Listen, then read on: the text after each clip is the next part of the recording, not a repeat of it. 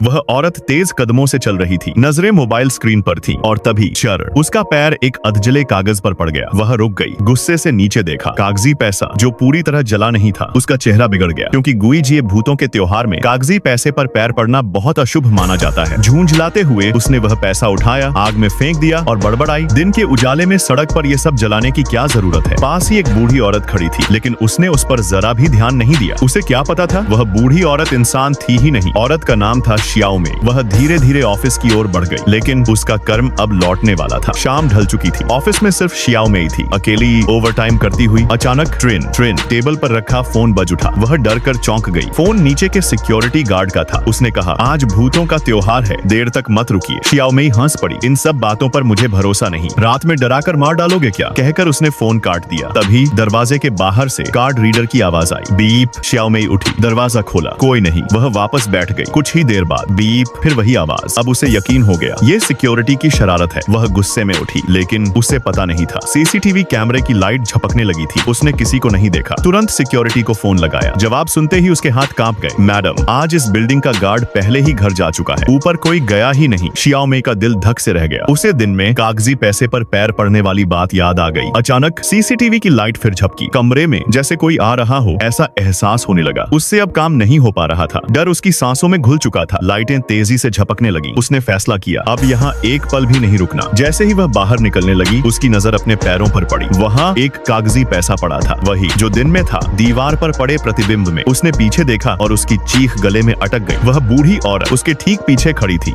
चेहरे पर खून लगा हुआ, आंखें सीधी शियाओमे पर जमी हुई और धीमी